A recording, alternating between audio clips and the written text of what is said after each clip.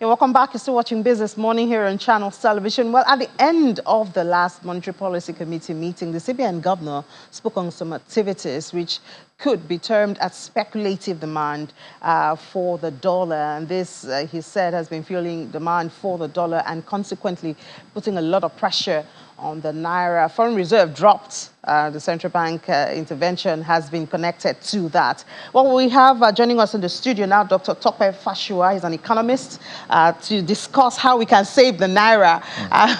Good morning, Dr. Fasua. Thank you so much for joining us. Well, it's good to know that. I mean, on Friday, I think the country went into a frenzy when we saw that the Naira went to 700 plus. For a dollar. Do we know what pushed it? What really happened to push it there? Panic, speculation. Like you rightly said, the central bank has also noticed this. I think it went as high as 716 or thereabout. Yes. But I'm just checking now, and I think as of yesterday, 675 was reported. Yeah, I think I checked this morning about 650. And mind you, 650. I mean.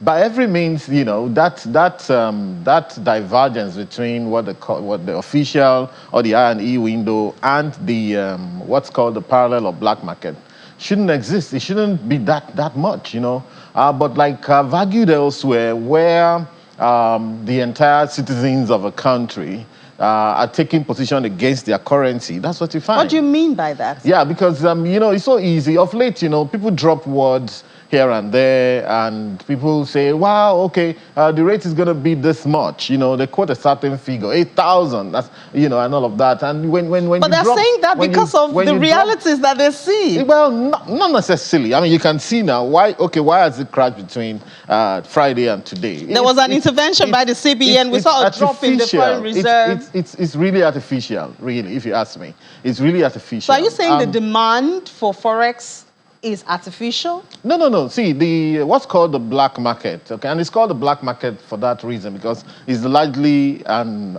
illegal market.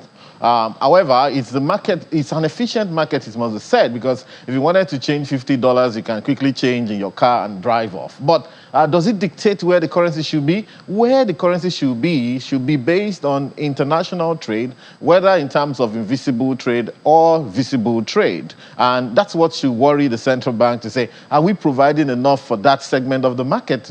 But in the black market, that's where you see funding for things like illegal activities like drug trading, money laundering, corruption, and what have you, I've spoken to a lot of business people who say that is their savior. The parallel market has become their savior. Exactly. So where we are right now is that it's also a challenge to the central bank to say, listen, we are now in need of serious reforms. And, they need to be able to meet the demands of the official transactions, legitimate transactions, eligible transactions, and meet them quick enough and robustly enough. But look, we're Nigerians. We also know that people make from M's, they say they want to import, but the bottom line, they want to transfer the money abroad to a friend or an accomplice, and then route it back, and then make a lot of money out of that. So we have to make provision for all of that. It's what it is.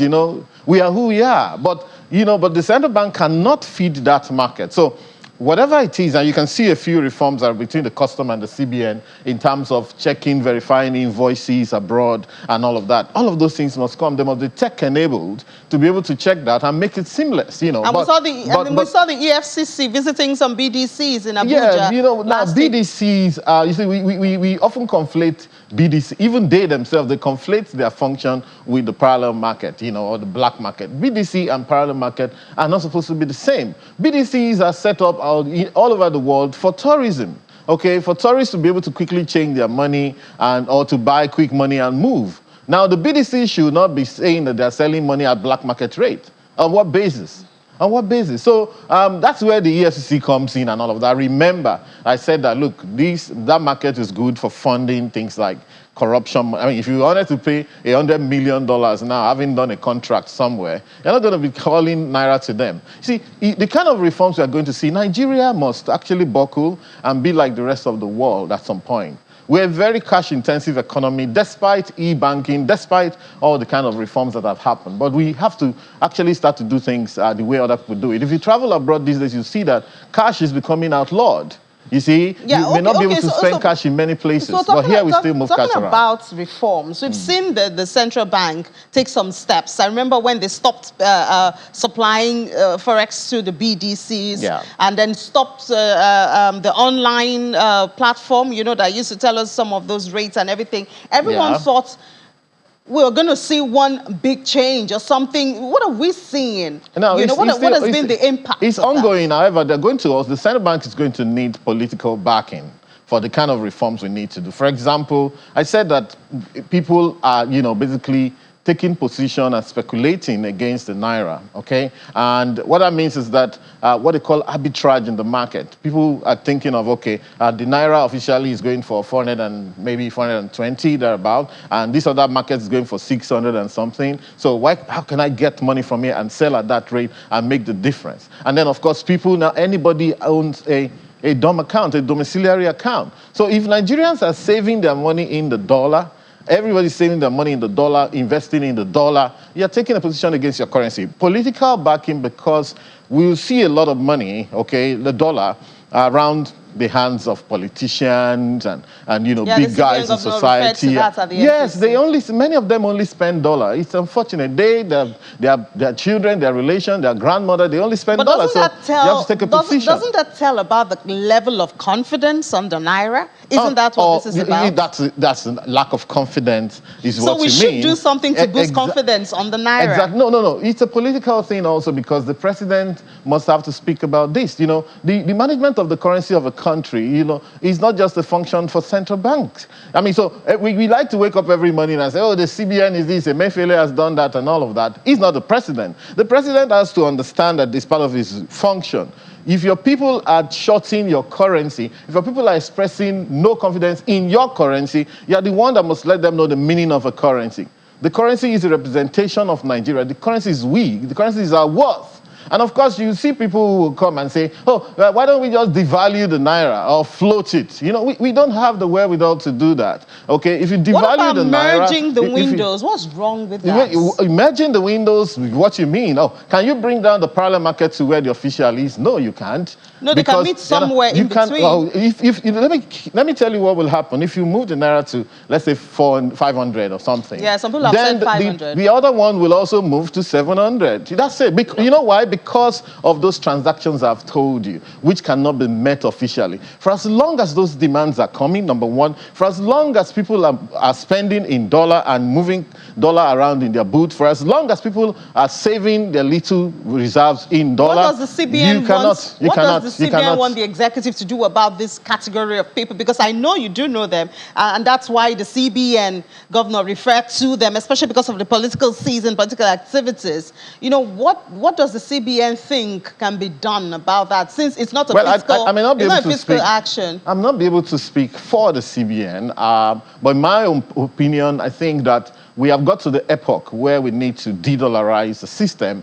And number one, there's no need for people to be having DOM accounts, okay? In having DOM accounts, as personal DOM accounts, you're taking a position against your currency, against your country's currency. You don't need it. But if you're a business doing international trade transaction, yes, it can be justified, maybe a travel agent and whatever, you can justify that. But where you have, if today the central bank says, for example, they have this scheme whereby they give 65 Naira per dollar to people who export goods, especially those who export value-added RT200, and say, listen, tomorrow, we will stop entertaining personal DOM accounts. We would only allow for corporates, for example, who need such account. However, if you have money there, it's either you change it at that kind of rate plus an extra and incentivize them. No, I'm just saying, this is a very serious policy issue. And you incentivize those who have money and say, listen, you have to change back into this, given a certain... Look, they did it in India. In fact, they did it in India. It's called black money. They did it in India about 2016, 2017. And even they were doing it on their own country's currency. They found out that people had so much money in cash under their bed and all of that. Bank it, except or you lose it. So in this instance now, look, the country cannot cope. We don't have that wherewithal. Like I said before, look, if you look at Nigeria, what makes the currency of a country? strong or otherwise. It's what you import versus what you export. If you look at our import profile, you see our biggest import is actually technology. Everything here is technology. Your phone, your laptop, you know, all of that. Technology is about $35 billion we bring in on that. The second thing is petroleum, refined petroleum, about 20 billion. We spend on that 25 billion on refined petroleum, diesel, and all of that on the import side. Then we have big imports. We have wheat alone, wheat for bread. Wheat alone, we bring in about $2.5 billion every year. Pharmaceuticals, about $2 billion every year. Even things like milk. So we go back to local, dollars. We go back to now, local manufacturing. Exactly, but if you look at our export side, we only have one thing. Okay, as against 12 items on the import side that are $1 billion, we have only one thing that is in the crude. No, exactly. In crude states. One thing. That's the only thing that is in the $1 billion on our export side. The next thing we have on our export side are things like oil seeds, sesame seed, which ginger, are exported in crude. So $200 million. Wait, just hang on a second, Ini. You see, we are not alarmed enough. You see, it's not enough for people to just pass the blame. We're killing our country. And for as long as we've been independent, all we are doing is still exporting crops, for crying out loud. I chatted the two together, you see just how insignificant. What should we be doing? We should be producing. Who should be producing? And in producing. The government is not going to produce. So let's look at the reality. I'm happy you brought that. One minute, Dr. Fashua. 1 minute, Dr. It's good you talked about producing because, of course, one of the ways of boosting the Naira would be to have things to export. Absolutely. Now, people want to export. People want to produce. You have infrastructural problems. You have insecurity. Go ahead all the same. Do you understand? Go ahead with what? You have to keep trying. It's a matter of survival, okay? Whether at an individual basis. Most farmers do not go to the farm anymore now. So where do we get the raw materials It's from? back to the national question. It's back to the president to do what they need to do. And hopefully maybe there'll be a change of governance. Maybe we'll see something better. Who knows? You know what I'm saying? But the bottom line is that we have no choice but to try and produce. And I want people to see it as opportunities. If you say there are no jobs in Nigeria, no business in Nigeria, but mind you, foreigners come here and then they make a kill. You know, okay, are we all going to leave the country so that foreigners can come and inherit the country and then they turn it around? There's nothing wrong with this country. A lot of the security problems we'll be having are subject of compromises because there has to be, even General Abacha said it before he died, that look, when some of those things continue, he said for 2 weeks, the government must be aware of it. So they know what it is they're doing, that they're spending so many billions on security and they were not having the security all the same. Yeah. However, it is still an opportunity for our people to get involved in business. We have no choice. If we say, okay, let's play the currency game, and everybody is playing the currency game, oh, let me buy dollar here, keep it, the Naira will become rubbish, and all of that. And at the end, you know what you're doing? What you're doing is that those who don't have access to money to buy those dollars are getting more desperate because by you buying dollars, the Naira is falling, inflation sets in big time in society. That's why we are seeing the prices of many things doubling and tripling now. So those who have no access will come for those who have. You find out that we have no society in good time. All right, Dr. Tope Fashua. Well, I guess this is an ongoing conversation. Where do we start from? Is it from the chicken or is it from the egg? I think that's the question. The political decision needs to be made. Nigeria has to stop all of this speculation and shorting and arbitraging on the Naira. Nobody allows that. In China, you short their currency, they march you to the gao, they cut your head off. You know, so we cannot. You see, the politicians must understand that this is their problem. And of course, what I'm proposing really, okay, will come for the jugular of the corruption problem that we've been talking about. Corruption gets paid in dollars. We have more dollar here, we have more $100 in Nigeria by far than what they have in the United States. That is the truth. Well, why are we the ones worshipping the dollar here? It's a good time to have this conversation because Nigerians will have the opportunity to choose a new set of leaders in a couple of months. So these are the things they should consider and find out who would make the business environment friendly enough for production so that we can have it as an opportunity. Yeah. It is many times opportunities are actually disguised by challenges. When you peel off those challenges, you see just how much opportunity. What that means is that there's money to be made for every Nigerian, but we must focus on our currency. It's either you play the currency game or you play the productivity game. So let's play the productivity game as much as we can, and then rather than the currency game. All right. Absolutely. Thank you so much, Dr. Tope Fashua, economist, for talking about how to save the Naira this morning. We do hope that actions will be taken to follow up on this. Thank you.